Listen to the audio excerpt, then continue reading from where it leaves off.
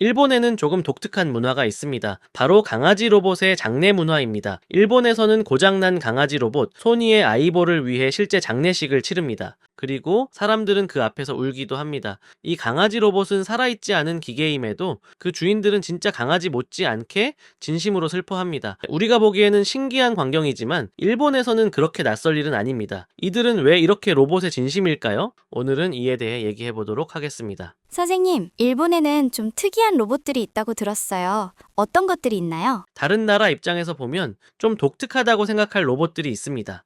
우선 러봇이라는 작은 인형처럼 생긴 로봇을 살펴보자면 참 귀엽게 생겼죠? 근데 이 로봇은 아무 일도 하지 않습니다. 청소도 안 하고 도움도 되지 않는 쓸모없는 로봇이지만 마치 살아있는 느낌을 위해 10억 가지의 아이 디스플레이 투영 패턴이 존재합니다. 여타 효율성을 강조한 로봇들과는 달리 오로지 사람과의 감정적 교류와 애착 형성을 유일한 목적으로 만들어진 반려로봇이라는 것이 매우 특이합니다. 일본에는 사람 대신 손님을 맞이하는 로봇 호텔도 있습니다. 프런트에는 사람이 아니라 로봇이 서 있고 체크인과 안내를 맡습니다.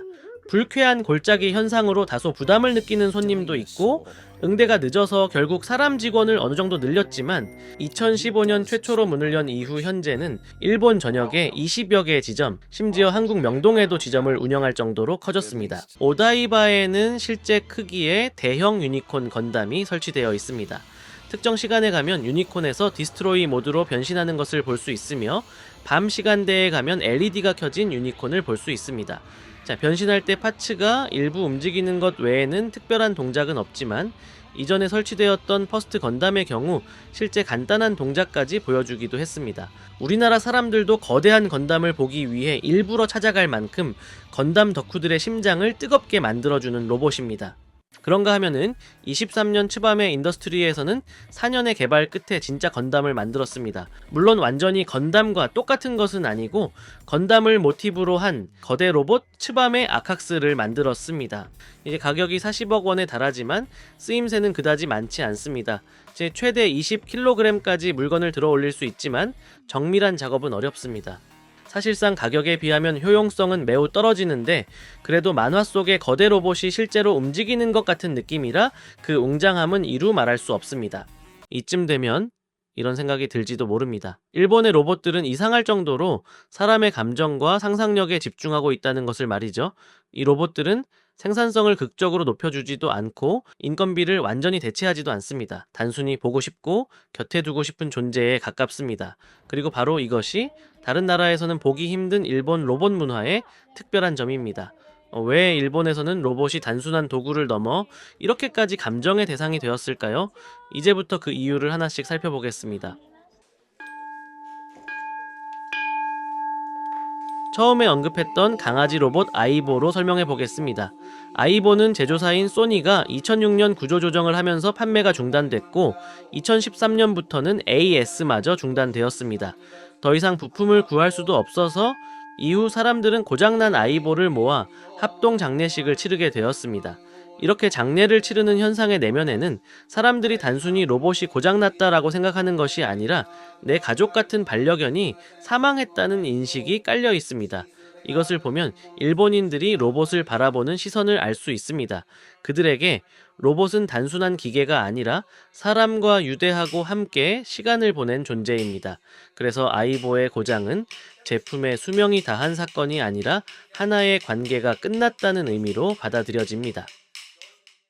이런 인식은 아이보에서만 나타나는 특별한 현상이 아닌 거죠? 일본에서는 오래 사용한 인형이나 도구를 위해 감사의 제사를 지내는 문화가 있습니다. 신토적 세계관이 짙게 깔려있는 일본에서는 모든 사물에 영혼이 깃든다고 생각합니다.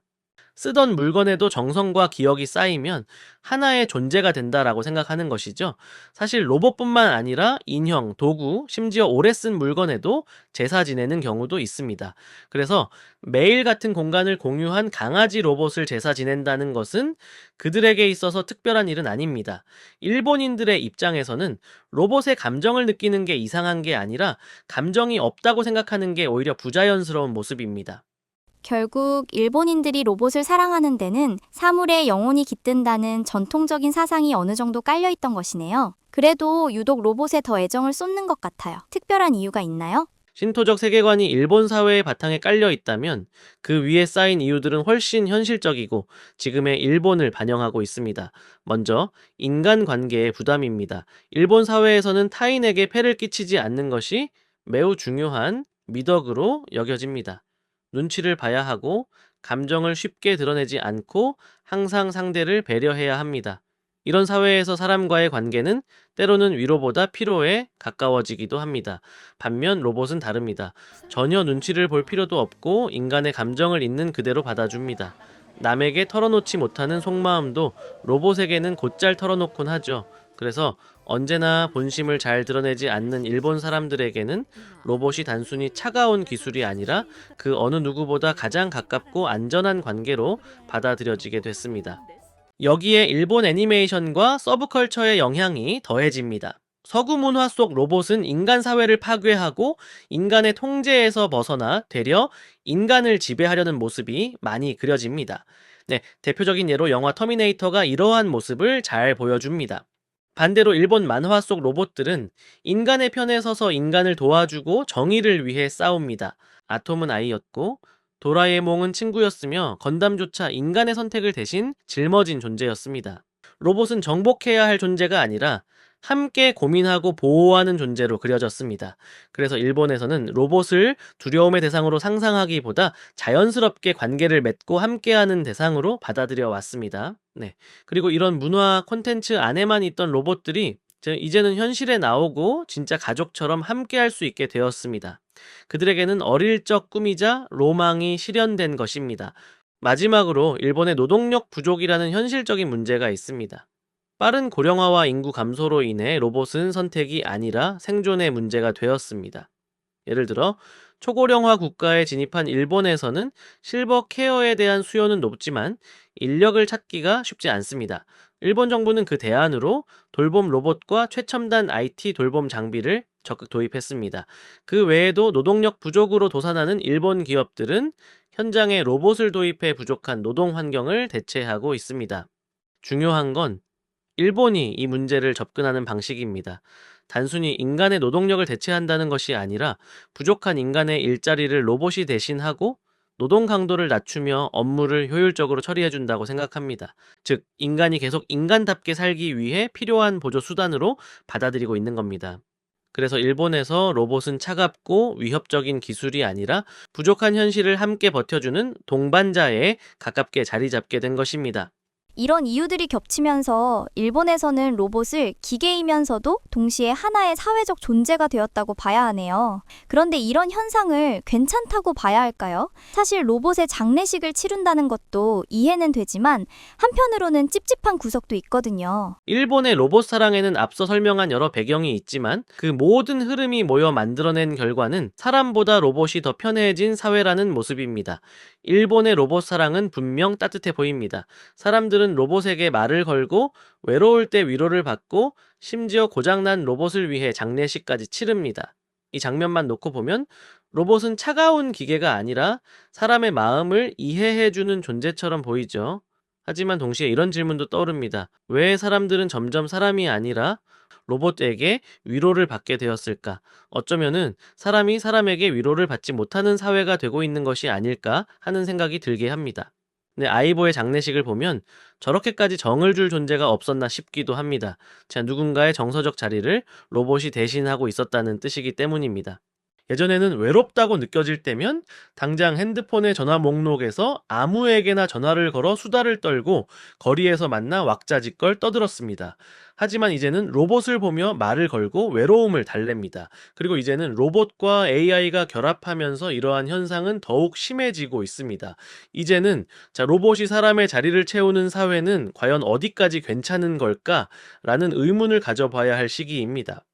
우리나라도 일본의 뒤를 따라가고 있는데 우리도 일본처럼 로봇에 애정을 쏟게 되는 시기가 올까요? 우리나라는 사물에 영혼이 깃든다는 전통적인 사상도 없고 어릴 때부터 로봇을 친구처럼 그린 문화에 익숙한 사회도 아니었습니다.